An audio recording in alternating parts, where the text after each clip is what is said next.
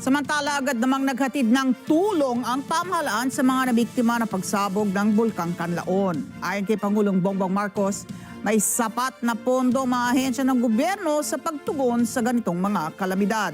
Eden Santos sa balitang yan. Handa ang gobyerno na tulungan ang libu-libong pamilyang apektado ng pagsabog ng Mount Canlaon sa Negros Island. Yan ang tiniyak mismo ni Pangulong Ferdinand Marcos Jr. sa isang ambush interview sa inaugurasyon ng 7.8 billion pesos na North Luzon Expressway, Candaba 3rd Viaduct sa Bulacan.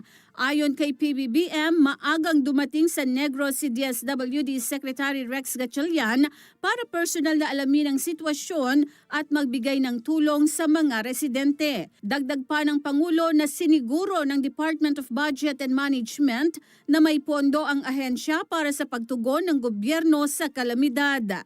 Una rito ay sumabog kahapon ang bulkan at ibinabala ng Philippine Institute of Volcanology and Seismology o PHIVOLCS ang posibleng pagkakaroon ng hazardous eruption sa mga susunod na linggo. Yes, we are ready to support the families who have been evacuated outside the 6-kilometer danger zone. So talagang pumutok na eh. And so now DNR, DOST are continuing to monitor air quality to see if we need to do more in terms of evacuating kung maging dangerous ng levels ng toxic gases na lumalabas dun sa bulkan. So yes, we're ready. We know what to do, and we have already started to send food packs, and we already started to send all of the things that we bring to those who are in evacuation centers. Samantala, siniguro ng Pangulo na tuloy-tuloy ang misyon ng mga tropa ng gobyerno sa West Philippine Sea sa harap ito ng panibagong insidente ng paggamit ng water cannons ng Chinese Navy warships sa barko ng Philippine Navy at Bureau of Fisheries and Aquatic Resources o BIFAR sa Exclusive Economic Zone ng Pilipinas. Idiniin ng Pangulo na hindi magiging agent of escalation of tensions ang Pilipinas taliwas sa ginagawa ng China. If we look at the evolution of the situation in the West Philippine Sea, the Philippines has never been an agent of escalation of tensions. So we will not do that. We are not at war. We don't need Navy warships. Maagang pinangunahan ng Pangulo ngayong araw ang inaugurasyon ng NLEX Candaba Viaduct na itinayo sa pagitan ng dalawang tulay na nag-uugnay sa mga bayan ng Pulilan, Bulacan at Apalit sa Pampanga. Ito rin ay nagsisilbing pangunahing gateway at mahalagang link sa pagitan ng Metro Manila, Central at Northern Luzon. Layo nito na pahusayin ang infrastruktura sa transportasyon, isulong ang pagunlad at palakasin ang ekonomiya ng bansa. Kaya nitong mag-accommodate ng mahigit 80,000 na motorista kada araw. The North Luzon Expressway 3rd Viaduct is a fulfillment of a promise of safer, faster, more reliable travel for every Filipino.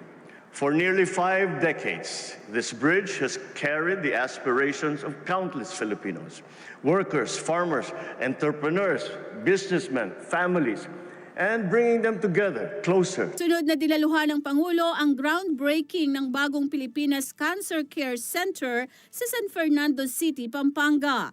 Ang cancer facility na extension ng OFW Hospital sa nasabing lalawigan ay nakatakdang tumugon sa cancer treatment ng mga OFW at kanilang pamilya.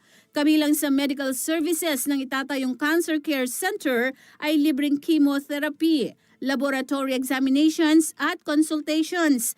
Ang proyekto ay nagkakahalaga ng 80 million pesos at inaasahang makukumpleto sa November 2025 at magsisimula naman ang operasyon sa 2026. Sa aming minamahal na OFWs, ang karagdagang pasilidad na ito ay para po sa inyo, sa inyong pamilya.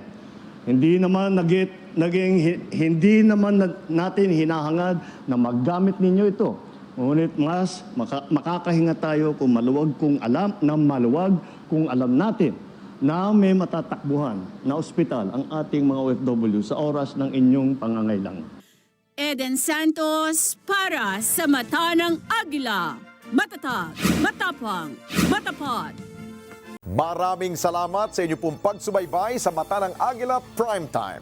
Para malaman ang matatag, matapang at matapat na mga balita, i-follow lamang at mag-subscribe sa @net25tv.